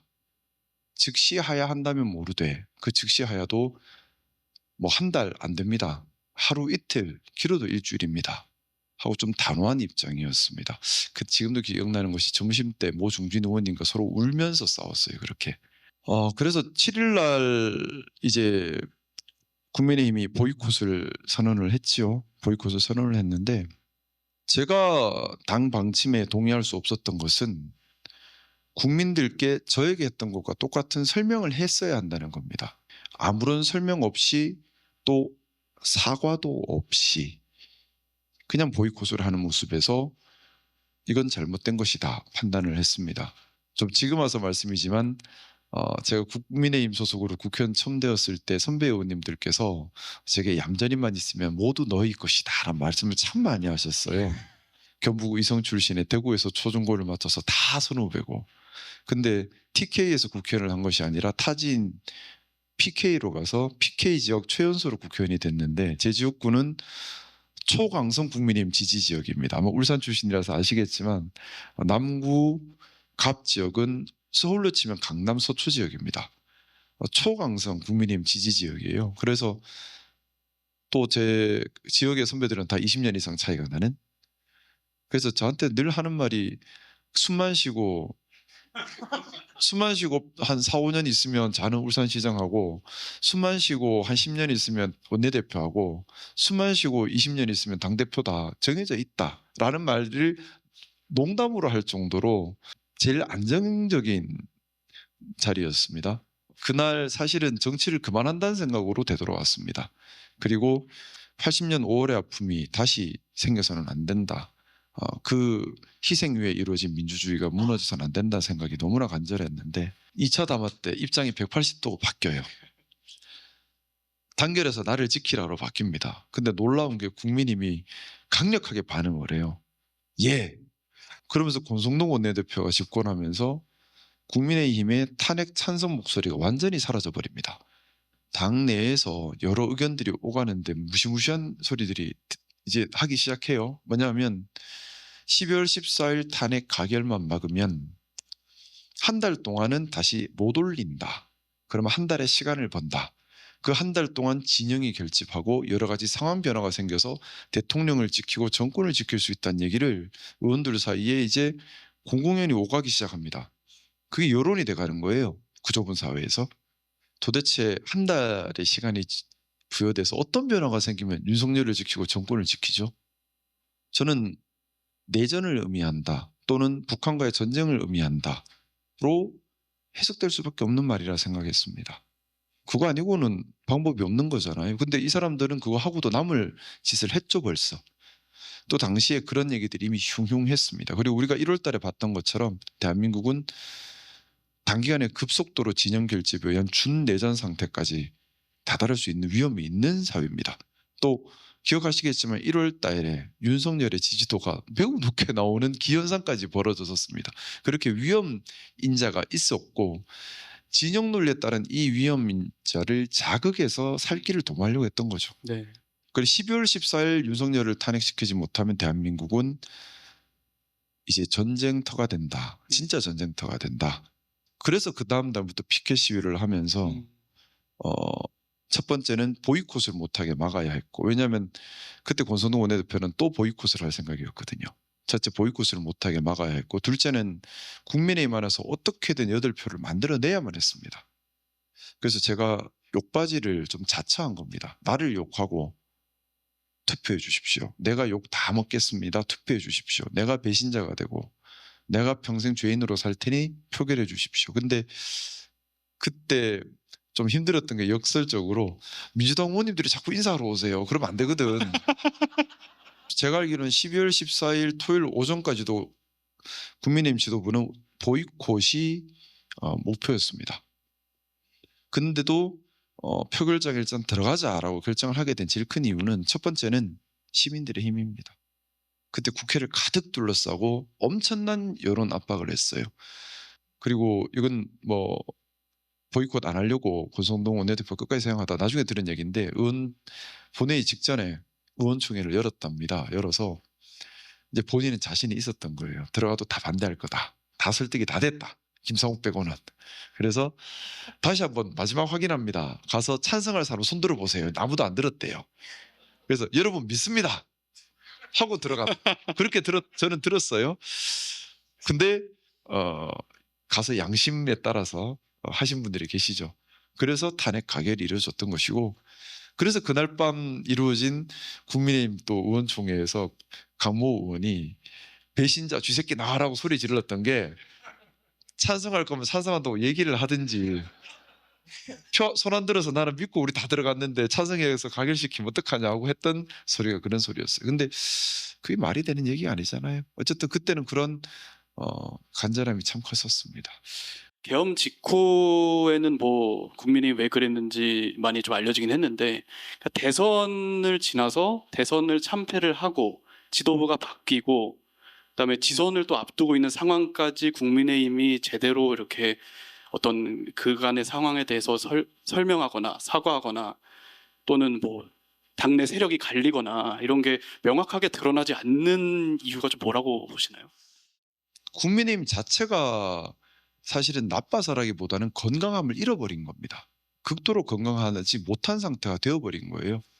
제가 국민의힘에 있을 때 다시 건강한 보수 정당으로 만들기 위해 정말 많은 노력을 했는데, 결론적으로는 불가능하다 판단을 하고 이젠 보수당이 아닌 극우 집단 그 이상 그 이하도 아니다, 반국가 반헌법 단체가 되어버렸다는 생각에서 저는 이제 탈당을 결행했고, 제가 더 이상 바꿀 수 없다는 걸 알았기 때문에 그 모습 그대로 있는데, 지금 가만히 보면 어떤 대단한 이념이 있거나 어떤 대단한 방향이 있는 게 아니에요.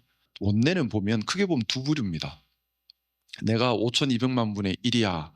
그러니 내가 군림해야 해 하는 초엘리트 그룹. 또 한 그룹은 철저하게 생존에 능한, 그래서 지역사회 밑바닥에서부터 차곡차곡 생존 싸움으로 올라온 구의원, 뭐 시의원, 구청장 하면서 지역 유지와 결탁해서 생존을 위해 몸부림치며 살아온 토호 세력. 이 두 세력 모두 다 이념이 없죠. 자기 사는 것 외에는 사실은 관심이 없었던 사람이에요. 그런데 갑자기 자기 기득권을 지키려다 보니까 국회의원까지 왔거든요. 지금 와서 갑자기 나라들이 무슨 그렇게 큰 관심이 있겠습니까? 이 자리를 이용해서 자신의 기득권을 강화시키고 경제적, 사회적 이익에만 관심이 있죠. 또 엘리트주의의 문제가 그겁니다. 엘리트가 뭘 해야 하는지를 모르는 거예요. 군림하는 게 엘리트인가요? 그거 아니거든요. 엘리트주의라는 것 자체가 소수의 잘난 사람이 다수의 나보다 모자란 사람 지배하겠다라는 지극히 거만하고 반민주적인 발상인데, 제가 볼 때는 국민의힘의 뭐 당 대표인 분이나 상당한 분들이 좀 그런 성향이 강하다라고 저는 좀 생각이 듭니다. 이 두 부류밖에 없으니 이념이 없어요. 가치 지향이 없어요. 그러면 옳고 그름에 대한 관심이 없죠. 그래서 지금의 장동혁 대표 또는 국민의힘 지도부가 보면 강성한 목소리를 내는데, 저는 그분들을 지금 목적은 하나인 것 같아요. 그냥 국민의힘 내 당권 싸움 중이에요. 내부에서. 내부 당권 싸움인 겁니다. 이 모든 반성하지 않고 윤석열 아웃된 거 본인들 왜 몰라요? 알죠. 아는데도 국민들을 계속 선동하는 겁니다. 이 소수 엘리트 그룹이 다수 토호 세력을 끌어안아서 완전히 당을 장악하고 싶은 욕심. 장동현 대표 같은 경우는 지금 당을 완벽히 장악하고 자신에게 반대되거나 경쟁되는 사람들을 다 솎아내버리고 그 상태가 완벽히 장악되면 그 다음에 다시 중립적 스탠스로 바꾸려고 할 겁니다. 그래도 충분하다는 생각을 하는 거예요. 자기 강성 지지층 또는 영남의 지지 기반이 무너지지 않는다고 생각하기 때문에 나오는 거만한 자신감인 겁니다. 지금은 일부러 더 강성 목소리를 내면서 여기에 못 견뎌서 손드는 사람들을 축출해내는 겁니다. 충성도 났다는 이유로 축출해내는 거예요. 그래서 보면 지금 강성 목소리 내는 이면에는 반대편에 대한 강한 징계가 따라갑니다. 축출이 목적이에요. 민주당과 싸우는 게 목적이 아니에요. 당권 장악이 목적인 겁니다. 자, 근데 그 당권 장악 방식이 히틀러와 똑같습니다. 일부러 전쟁 상황을 만들어서 다 척결해 가는 거예요. 그래서 지금 당권 장악의 방법으로 정쟁을 선택한 것이고 정쟁의 가장 큰 피해자가 누구냐 하면 국민의힘 안에 소장파 소신파들이 척결 대상으로 목이 다 날아가는 거예요. 지금. 이제 또 당원들도 문제가 있죠. 당원들도 어떤 문제가 있냐 하면 예전에는 민심이 반영되는 루트가 있었는데 그걸 다 닫아버렸습니다. 그러면서 당심만 반영하는 걸로 구조를 바꿔버려요. 근데 그 당심에 누가 들어오느냐? 왜곡되죠. 통일교, 신천지 등등등이 들어오는데 당권을 장악하는 사람 입장에서는 너무나 협력하고 싶고 다루기 쉬운 주체들인 거죠. 대장만 만나면 되니까. 오로지 욕망 덩어리가 돼버린 겁니다. 근데 공적인 일을 할 수 있을까요? 근데 그걸 보면서 제가 타산지적 삼아야 된다 말씀을 드리는데 그러면 저는 우리 민주당 너무 사랑하는데 우리 민주당이 비판하는 데만 멈춰서는 안 된다는 생각이에요. 민주당이 국민의힘을 닮아가서 안 되는 겁니다. 첫째는 이제는 책임 정당이고 전국 정당이고 수권 정당으로 기능해야 하는데 그러면 당심도 중요하지만 당심에만 갇혀서 민심을 안 봐버리면 안 돼요. 민심을 보면서 민심을 당심으로 만들어 가야 되고 민심이 당심이 되고 당심이 당론이 돼야지 이게 대중정당이 그리고 수권정당인 겁니다. 근데 민심 따로 당심 따로 가면 결국은 다시 오그라들죠. 민심이 외면하니까. 또 우리 안에 건강함을 지켜나가야 합니다. 우리 안에 서로 존중과 상호 비판과 그러면서 건강함을 유지하려는 노력들이 반드시 뒷받침이 돼야 돼요. 제가 여기에 대해서 요새 더 간절한 마음이 있는 이유가 뭐냐 하면 사실상 민주당을 우리 당을 견제해 줄 수 있는 당이 없어요. 그럼 우리 스스로 우리가 우리를 견제하면서 국민들께 신뢰를 드려야 됩니다. 네.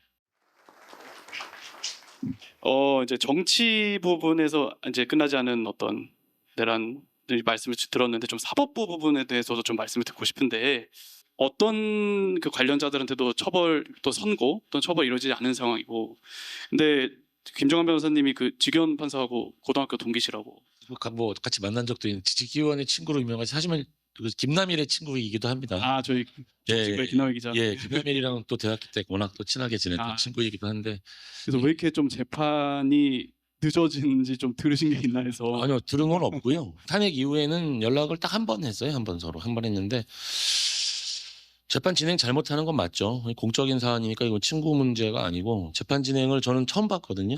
처음 봤는데 재판 진행을 그렇게 하는 줄 몰랐어요. 저는.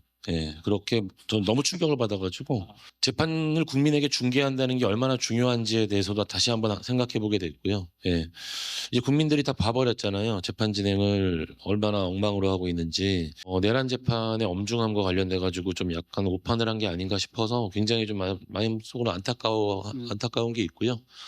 예, 아마 재판과 관련돼서는 사실 저보다는 더 전문적으로 계속 보고 보셨던 또 장현은 기자님이 더 말씀을 잘해주실 것 같은데. 언제 선고되나요?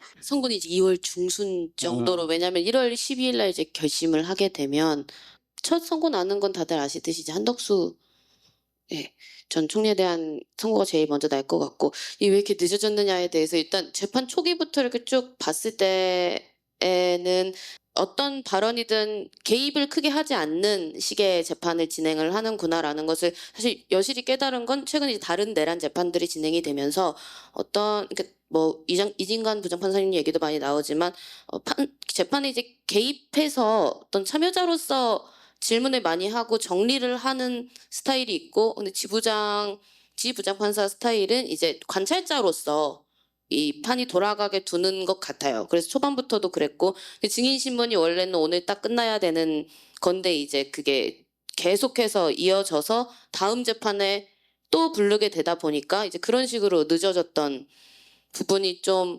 있는 것 같아요. 근데 그 한덕수 재판이 이제 먼저 선고가 되는데 그러면 그때 사실 제일 중요한 게 이게 내란 혐의를 적용할 수 있는가 여부가 그때 판단이 끝난다고 보면 되나요? 그 내란을 부정할 수는 없다고 생각을 해요. 예, 내란을 부정할 수는 없고 일각에서 나오는 뭐 내란 미순이 뭐 아니면 이것은 뭐 관련된 이야기들은 제가 생각하기에는 그냥 주장일 뿐이고, 만약에 이렇게 생각을 해, 법은 그러니까 법나고 사람 난 게 아니고 사람 나고 법 난 거거든요. 법 감정이라는 게 있어요. 이론적으로도 이미 우리나라의 내란과 관련된 법리가 사실 차곡차곡 잘 쌓여왔어요. 네, 좀 안타까운 역사들이 많이 있었잖아요. 80년 계엄에 이은 그 과정의 그럼 내란을 전체 기간을 87년까지 볼 거냐, 81년까지로 전두환 대통령 집권까지 볼 거냐, 아니면 집권 후 전두환 대통령 말기까지 이런 논란이 있을 뿐이지, 계엄 후에 그 일련의 과정이 내란이다라는 거는 이미 확립된 판례거든요. 그 판례를 부정할 수 없기 때문에 제가 이제 탄핵과 관련돼서 사람들이 아무리 막 3월달에 불안이 최고조로 올랐잖아요. 최고조로 올랐을 때도 그 탄핵이 이제 8대 0이다라는 것에 대해서는 확신이 있었는데, 마지막에 이제 뭐 때문에 늦어지는지에 대해 불안했을 뿐이잖아요. 내란이 사실 늦어지는 게 굉장히 좀 안타깝고 불안할 뿐이지, 이게 내란이 아니다, 만약에 이게 OX에서 내란이 아니다라고 판단이 될 경우에 저는 그 다음에 그럼 사법부가 그걸 감당을 못한 거라고 생각을 해요. 저는 이제 탄핵이 만약에 안 될 경우에는 헌법재판소가 소멸할 거라고 얘기를 했거든요. 헌법 개정에서 헌법재판소 소멸할 수밖에 없다. 만약에 이게 내란이 아니다라고 판단을 하게 되면 사법부는 어떤 방식으로든지 간에 대개편 정도가 아니라 완전히 아예 판사들의 인적 구성 자체가 바뀌는 정도의, 하여튼 국민들이 용납을 못할 거라고 생각합니다. 시원하게 말씀해 주셔서 꼭 말씀해 주신 대로 좀 이루어지기를 좀 바라겠습니다. 헌법부 얘기를 들었는데 또 사실 제일 중요한 한 파트 중에 하나가 군인데, 저희 권혁철 기자께서 최근에 한겨레가 이제 월요일부터 내보낸 기획 시리즈 첫 기사 많이 보셨을 텐데, 국방부의 국군심리전단이 1년 동안 대북전단 엄청 몰래 보냈다, 이거 폭로하는 단독 보도를 하셨었는데, 그때 제가 이제 민주당 출입을 하는데 막 이재명 대통령을 포함해서 민주당 정치인들이 엄청 이 기사를 많이 이렇게 인용을 했던 기억이 납니다. 반응이 되게 뜨거웠는데, 보시면서 저하고도 제가 선배랑도 같이 하고 했었는데, 계엄 전후 또 그 이후 또는 한참 전부터 군이 정말로 또는 윤석열과 김영현 포함해서 북한을 도발해서 외환 유치를 하려고 했던 건지 좀 어떻게 판단하시는지. 그 문제는 이제 군 전체 군인한 집단, 이제 무력을 행사하는 군인한 집단하고 군을 지휘하는 통수권자 대통령과 국방장관이겠죠. 우리 지금 현 국민 체계에서는 그건 조금 구별할 필요는 있다고 봅니다. 예전에 우리가 알고 있는 쿠데타는 이제 군복 입은 군인들이 반란을 일으킨 게 쿠데타잖아요. 우리가 알고 있는 뭐 전두환이나 박정희 그랬고, 윤석열과 김용현은 실은 군인은 아니었죠. 군 통수권자였기 때문에. 그런 면에서 군인들은 많이 좀 억울해하고 뭐 조금 속상해하는 사람도 있습니다. 왜냐하면 자기들이 마치 예전에 그 5.16이나 뭐 12.12처럼 5.18 때처럼 자기들이 뭐 작당을 해서 주동을 한 것처럼 사람들이 이제 하니까, 그런 면에서는 좀 억울하다고 얘기하는 사람이 좀 있긴 있어요. 근데 이제 일반 이제 부사관들이나 뭐 한 영관급 정도까지는 뭐 그렇다 치더라도 최소한 대령 이상 장군들이라면 자기의 어떤 고난에 대한 책임을 져야 된다고 생각합니다. 왜냐하면 그 책임을 지라고 그 자리에 있는 거잖아요. 자기가 어떤 명령이 왔을 때 그 정도 자리에 갔으면 최소한 20, 30년 이상 그 자리 군생활을 했던 사람들이고 다양한 경험을 했던 사람이고, 그런 경험을 국가가 제공해 주는 거는 당신이 정확한 판단을 하라고 해주는 거잖아요. 그 책임을 이제 경중을 어떻게 줄 것인가는 조금 이제 따져볼 대목은 있겠지만, 그렇다고 우리는 이용만 당했지 뭐 죄가 없다 이렇게 얘기하는 거는 자기가 무책임하거나 무능하다는 얘기를 뭐 하는 것밖에 안 되기 때문에 그런 식으로 뭐 얘기할 수는 없다고 보고요. 북의 도발을 유도했다 뭐 이 대목인데 이게 좀 어떻게 말씀드릴지 모르겠는데 군인들은 그 대목은 상당히 좀 받아들이려고 하지 않아요. 지금까지 이제 그 외환 유치의 혐의로 나왔던 여러 가지 군사적 행동이 있잖아요. 그런 것들에 대해서 그냥 통상적인 군사 작전이라고 얘기하는 사람이 많습니다.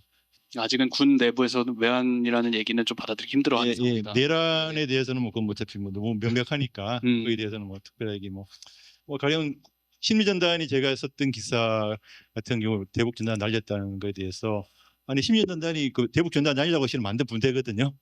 할 일 했을 뿐이다. 왜냐면 우리가 대북 심리전단이라고 하는 게 대령이 단장으로 하는 이제 부대인데 그 부대의 큰 임무가 뭐냐면 대북 전단하고 대북 방송하는 부대예요. 그 하라고 만든 부대니 그거 하는 게 뭐가 문제냐 하신 이런 식이죠. 왜냐하면 그 전에 북한이 그 22년 12월에 수도권 영공에 무인기 5대 보내서 우리 상공을 침범했고 또 그 후지만 또 뭐 계속 쓰레기 풍선 보냈으니까 그게 맞서서 우리가 군이 대응 작전을 한 것인데 그게 북이 도발을 유도했다고 볼 수 있느냐?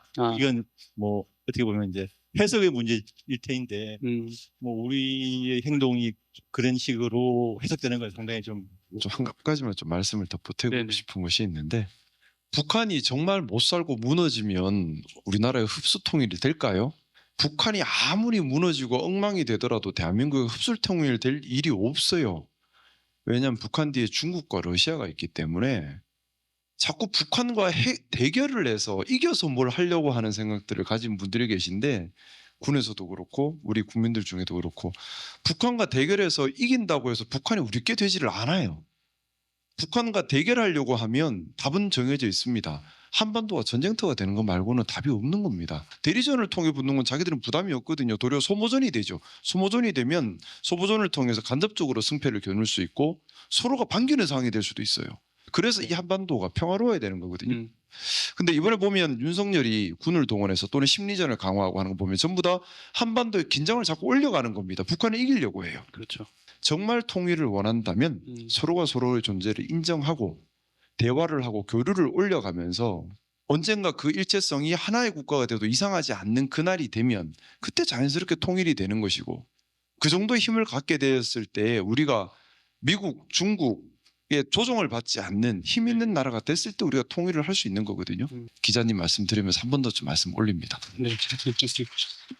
그 두 분이 지난 1년을 돌아보시면서 그러니까 그때 나의 선택과 행동이 내 삶을 어떻게 바꿨는지 좀 각자 말씀을 주시면 좋을 것 같습니다. 한겨레 인터뷰에서도 말을 했지만 이제 뭐 벼락 활동가가 됐다 이런 식으로 이렇게 말씀을 드렸는데 남태령 이후로 진짜 일정이 너무 많아진 거예요. 일단 광장을 일단 나가야 되고 그 시민들이 뭐 윤석열 퇴진도 외쳤지만 그 이외에 우리나라의 민주주의가 저는 그렇게 생각해요. 민주주의가 약해질 대로 약해졌기 때문에 윤석열이 감히 그런 일을 상상할 수 있었다고 생각을 하거든요. 이거를 극복하기 위해서는 이제 처음부터 다시 시작해야 되는 거죠. 이 광장에서 너무 소중하게 찾을 수 있었던 민주주의의 그런 씨앗 같은 것들을 다시 이제 계속 재생산하는 일을 좀 해야겠다라는 생각을 했습니다. 또 농부잖아요. 그래서 계속 네트워킹을 하면서 실질적으로 오프라인에서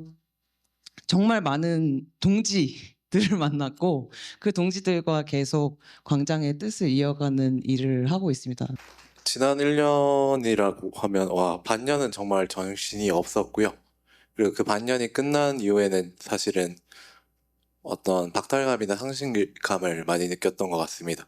슬픈 결과들을 많이 얻었잖아요. 이미 갈라진 나라가 있고 이미 극우화된 정치가 있고 사실 악의 평범성이라고 하는 말처럼 실제 군인들은 자기의 어떤 외환죄나 이런 걸 부정하는 것처럼 실제 부하 수행한 이런 행동들이 가져올 수 있는 위험들은 여전히 있고 지금 사람의 문제일 뿐 제도의 문제가 아니라고 하지만 결국 대통령제나 지금 현재 가지고 있는 체제의 문제나 또 차별금지법 없는 세상에서 살고 있는 지금 현실이나 전장현은 여전히 지하철에서 투쟁을 하고 있죠.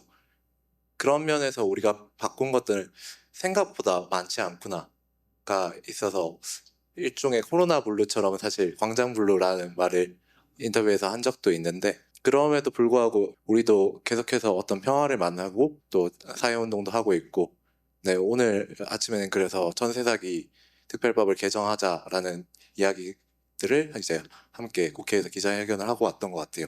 여전히 할 일들은 많고 또 세상은 만만치 않아서 끝까지 버텨야 되지 싶습니다.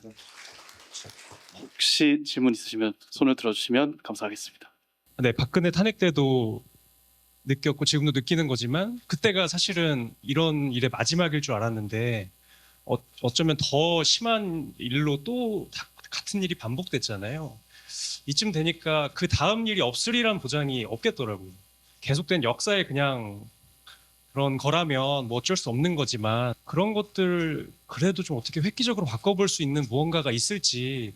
저희 사회운동의 입장에서는 차별금지법을 계속해서 이야기하는 이유가 실제 그러니까 광장을 그리고 공화정을 지키듯이 프랑스가 얘기하듯이 그런 실제 이 공적인 터에서 어떤 혐오나 차별적인 생각을 갖고 있더라도 그것을 함부로 표현하지 못하게 하고 상대를 배제하거나 제거하지 못하게 하는 것. 사실 윤석열이 건설노조나 이런 것들을 탐험하면서 계속 약자를 만들고 사냥하고 그러면서 계속해서 말씀하셨던 것처럼 히틀러 같은 정치를 해왔던 거잖아요. 그리고 그것에 사실 시민들이 익숙해져 가고 있고 어제 전장현 집회에서도 북한으로 가 이러면서 외치면서 그 성조기를 흔들면서 저희한테 욕을 하면서 공격하는 사람들 계속 봤어요. 그러니까 그걸 할 수 없는 사회, 그리고 서로를 당연히 존중하고 지키는 사회, 그리고 그거를 공격적으로 하면 막을 수 있는 사회가 무엇보다 필요하다고 생각을 하고요. 뭐 또 정치적인 부분에서는 마찬가지로 장석준 씨의 경우에는 연성 보나파르티즘이라고 합니다. 실제 루이 보나파르트가 이렇게 쿠데타를 일으켰던 것처럼 선거를 집권한 사람이 민주정을 무너뜨릴 수가 있어요. 그래서 이걸 견제하는 제도들을 국회가 그리고 함께 국민들이 만들어 주셔야 되고 그 내용들을 국민들이 채워 나가야 된다고 생각을 합니다. 말씀하셨던 것처럼 엘리트 정치로 가면 안 되니까요. 사법부도 또 엘리트가 가지고 있는 권력이고 또 실제 지금 대의를 하고 있는 국회도 어느 정도 사실은 엘리트주의와 금권에 잡혀 있는 부분이 있으니까 그 부분들을 바꿔나가야지 가장 근본적으로 민주주의와 어떤 평등한 사회를 지켜나갈 수 있다고 생각합니다. 죄송하지만 영원히 그런 시도를 막을 길은 없습니다. 우리 몸이 영원히 안 아플 수 있습니까? 없습니다. 중요한 것은 계속해서 노력하는 것밖에 없어요. 요즘 고 노무현 대통령님이 하셨던 말씀이 많이 떠오릅니다. 깨어있는 시민들의 조직화된 힘, 그거 말고는 방법이 없어요. 이제 우리 보수, 진보 이런 이야기 할 때 진영으로 보지 말고 기능으로 봤으면 좋겠습니다. 권력자들이 대중을 수단으로 이용하기 위해서 진영을 나누는 거거든요. 근데 반대로 국민이 주인이다, 시민이 주인이다 생각하면 시민 입장에서는 보수든 진보든 쓰는 도구에 불과한 겁니다. 국민의 힘이 제가 볼 때는 이제 완전히 극단 광기어린 집단이 됐는데 계속 보수라는 탈을 쓰면서 보수 진영이란 걸 만들어서 그 안에서 보호받고 그 안에서 지역 패권을 지키려고 합니다. 그걸 깨려면 우리부터 진영이 아니라 기능의 논리로 보고 접근하고 이야기 나눠야 한다고 생각해요. 반헌법, 반민주 이거는 우리가 통합의 대상이 아니에요. 오로지 혐오만 일으키려고 하는 이런 것들 이건 통합의 대상이 아니에요. 없애야 될 대상이에요. 근데 제가 이번 취재하면서 좀 가장 기억에 남았던 인물들 중 한 명이 헌법재판소에서 만난 시민이었는데 그분이 이제 최고 2,700대 1의 경중률이었는데 그분이 그 경쟁률을 뚫고 왔어요. 근데 들어보니까 8년 전에 박근혜 심판 때도 그 경쟁률을 뚫고 왔었다는 거예요. 그리고 8년 만에 또 온 거예요. 그러니까 그분이 21살 때 박근혜 탄핵을 겪었다가 이런 일이 또 이제는 29살이 발생해서 절망적일 수도 있었지만 그럼에도 불구하고 관심을 가지고 계속 그 지속적인 관심을 이어갔다는 그 부분이 저한테는 좀 인상적이었어서 그분이 좀 기억에 남았어요. 사실 그 8년 전에는 서석구 변호사가 태극기를 흔들었어요. 아예 심판정에서. 근데 8년 뒤에는 태극기 같은 물리적인 건 없었지만 뭐 크림반도라느니 하이브리드전이라느니 뭐 각종 더 어떻게 보면 더 발전된 이야기들이 나왔었어요. 그래서 앞으로 또 어떤 이야기들이 어떻게 발전돼서 이렇게 나올지는 모르지만 계속해서 관심을 좀 가지고 시민이 관심을 기울이는 것이 뭐 좀 어쨌든 기본적인 해답이 아닐까라는 생각이 좀 들어서 사례를 말씀드리고 싶었습니다. 한 분 정도 그다음에 김혜지 의원인가요? 그다음에 우리 김상우 의원 오셔가지고 투표를 어렵게 투표를 하고 나와서 그 마이크에 대고 얘기를 했었는데 그렇게 얘기했더라고요. 저는 반대표를 던졌습니다. 해서 이게 뭐지라고 저는 생각을 했고 내가 당연히 찬성되라고 했었는데 반대표를 던졌더라고 해가지고 그때요. 그때 왜 그렇게 했는지 그 심정이라든가 그거 아니 그 궁금한 거예요. 왜 어렵게 와가지고 투표를 했는데 반대표를 던진 거란 말 해가지고요. 그게 좀 궁금합니다. 만약에 그날 표결이 정상적으로 이루어져서 표가 개표되는 것을 알았고 그래서 탄핵 가결을 할 수 있는 상황이라면 저는 당연히 탄핵 찬성을 했을 겁니다. 근데 돌아올 때 이미 불성립으로 표결 자체를 공개하지 않는다는 걸 알고 왔어요. 국민들의 발목 잡고 괴롭히는 데를 넘어서서 이제는 국가를 무너뜨리고 생명에 위협을 주는 단계까지 가는 그 중앙 정치를 제가 하고 있었지 않습니까? 그것도 국회의원, 여당 국회의원으로서. 그래서 너무나 죄인된 마음이었어요. 모든 정치인이 다 국민들께 반성해야 되는 참사라고 생각합니다. 특히나 제가 들어갈 때 많은 사람들이 환영하면서 승리자처럼 하는 모습에서 저는 그거 아닌데 우린 다 국민들 그 죄인인데 여야 떠나서 다 죄인인데란 마음이 사실은 컸습니다. 저는 그래서 그날 메시지를 던지고 싶었어요. 당연히 그 얘기하면 욕먹을 거 알죠. 양쪽에서 욕먹죠. 내가 너덜너덜해지더라도 이 메시지만은 전하고 싶다 하는 것이 국민들께 우리 제발 진영 논리 부수고 국민 위한 정치하자, 공심으로 정치하자, 진심으로 정치하자, 반성 좀 하자. 이 메시지 좀 전하고 싶었습니다. 자살행위 했습니다. 그래서 그날 감사합니다. 네, 사실 아까도 말씀을 주셨지만 이 계엄 사태를 해제하고 또 우리나라 민주주의를 다시 복원하는 것이 어떤 특정 전문가나 또 특정 계층이나 이런 분들이 만들어낸 게 아니라 여기 앉아 계신 뭐 시민분들, 정치인, 뭐 기자, 언론인, 뭐 법조인, 그 여기 관객석에 계신 분들 다 포함해서 오늘에 이르렀다고 생각을 하는데요. 오늘 그래서 되게 뜻깊은 행사 늦게까지 자리 지켜주셔서 너무 감사드리고요.